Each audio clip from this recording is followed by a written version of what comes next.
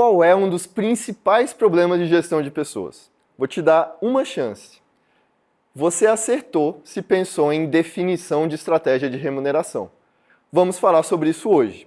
Eu sou o Rafael Balaniuk, especialista em People Analytics e já fiz esse trabalho por você. Não vou mentir, falar de remuneração estratégica junto com uma empresa tão especializada nesse assunto como a Carreira Miller é um desafio para mim. Até para não chover no molhado, o objetivo desse nosso momento é falar um pouco de como People Analytics pode ajudar nesse tema. Então, vamos para o problema. Vamos conhecer a empresa X. Nela, a alta gestão acredita que está oferecendo muito mais do que realmente oferece, mas os gestores operacionais reclamam que a remuneração está baixa. E aí, quem que está certo? Essa é uma divergência que os dados podem ajudar a resolver. Primeiro, para resolver esse problema, temos que entender a estratégia de remuneração de uma forma mais ampla. Vamos começar por como medir a estratégia de remuneração. Considerando que existem vários caminhos, propomos estes como os principais indicadores: remuneração em relação ao mercado, tempo médio para o mérito e aproveitamento interno. Nós temos uma combinação de indicadores aqui, porque o conceito é um pouco mais complexo. Por exemplo, uma empresa pode pagar bem em relação ao mercado, o que é muito comum em multinacionais de grande porte. Ela também pode oferecer um aumento rápido de remuneração, o que é mais comum em empresas de tecnologia e é bem representado pelo tempo médio de recebimento de mérito, ou ela pode oferecer uma carreira acelerada, que é bem comum em consultorias e é representado por um alto aproveitamento interno para promoções. Agora vem o pulo do gato. Todas essas estratégias podem ser analisadas comparando os indicadores com os pedidos de desligamento. Mas vamos por partes. Vou falar de cada um desses conceitos para mostrar como analisar os componentes de remuneração, beleza? Sobre remuneração em relação ao mercado, as plataformas como a consulta salarial são fundamentais. Elas conseguem comparar a sua empresa com outras similares em basicamente todos os componentes de remuneração. Mas não para por aí. Uma vez que temos uma boa referência de mercado, usamos as diferenças internas de posicionamento e comparamos elas com os pedidos de desligamento.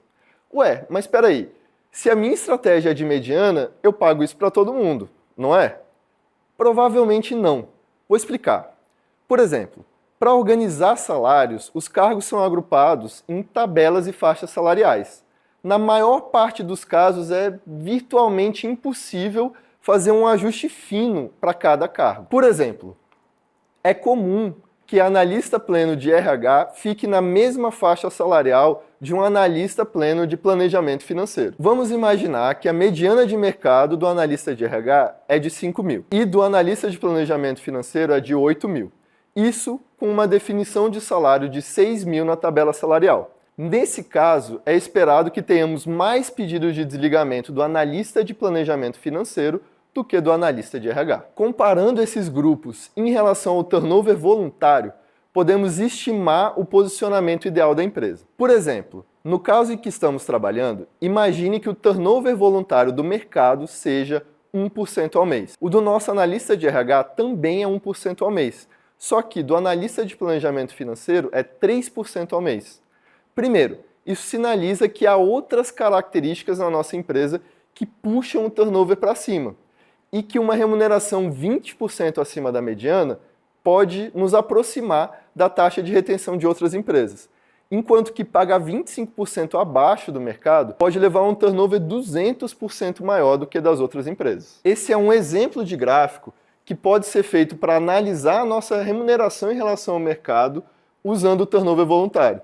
Aqui a gente pode ver, quando a gente paga 20% abaixo do mercado, nosso turnover é 200% maior. Enquanto que, se a gente pagar 30% acima do mercado, nosso turnover é 35% menor. Parece excelente, né? Então, quer dizer que a gente tem que pagar 30% acima do mercado?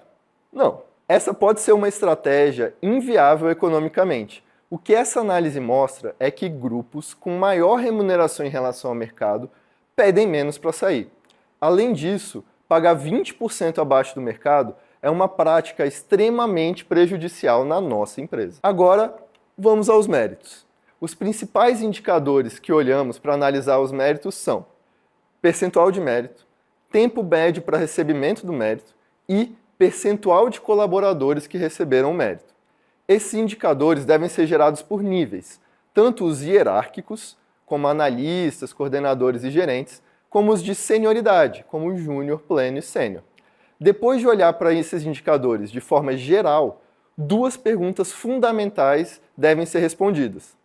Quanto de mérito devemos dar?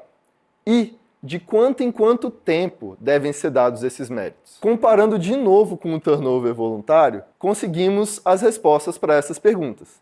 Geralmente, aumentos de até 4% não alteram as taxas de rotatividade, enquanto que a retenção aumenta progressivamente até mais ou menos uns 20% de mérito. Esses são alguns exemplos de insights dessa análise. Aumentos de até 5% diminuem a probabilidade de pedido de desligamento em 10%, enquanto que aumentos de 12% diminuem essa probabilidade em 25%. Aumentos maiores, até 20%, retêm um pouco mais, mas chega um ponto que já não faz mais diferença.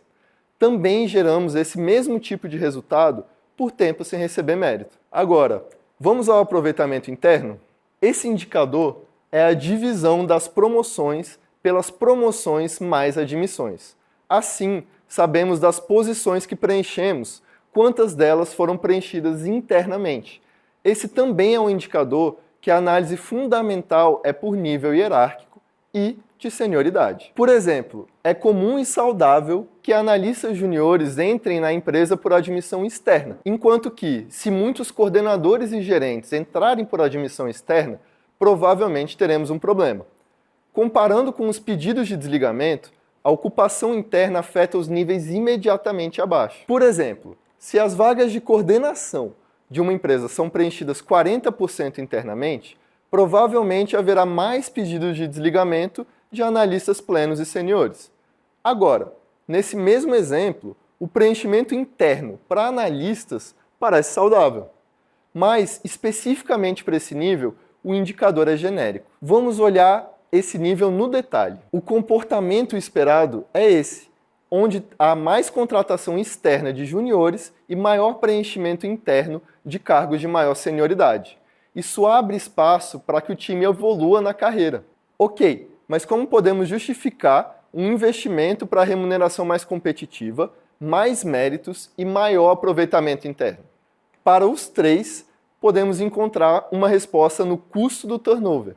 Os desligamentos extras que vêm da nossa estratégia geram um custo que pode ser investido para melhorar esse cenário.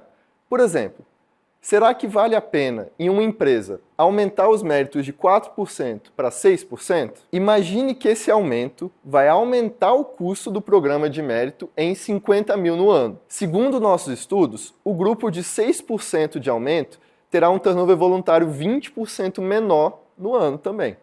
Isso representa 9 colaboradores, onde cada um teria um custo de turnover aproximado de R$ 8.500. Então, a retenção deles geraria uma economia de R$ 76.500, o que significa, no fim, um saving dessa ação de R$ 26.500.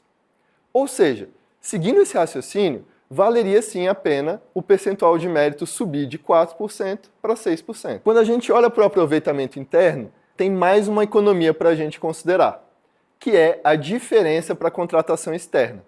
Vamos imaginar que promovemos um analista sênior de salário de 7 mil para coordenador, que tem um salário de 10 mil. Escalonamos esse ajuste, chegando em 8.500 imediatamente e em 10 em 6 meses. Se tivéssemos contratado de fora, teríamos pagado 10 mil nesses 6 meses. Ou seja, em termos financeiros, economizamos 9 mil mais os encargos. Resumindo tudo isso, um bom conjunto de indicadores descritivos representa a nossa estratégia de remuneração, enquanto que só a comparação com o mercado pode nos dizer se estamos indo bem ou mal. E a comparação com o turnover e dimensionamento de custos são a cereja do bolo, que nos apontam o que deveríamos fazer. E aí, curtiu o assunto? Tem mais dúvidas? Deixa aqui nos comentários que a gente responde. Até mais! Gostou desse tema? Preparamos um framework para você. Clique aqui embaixo para baixar.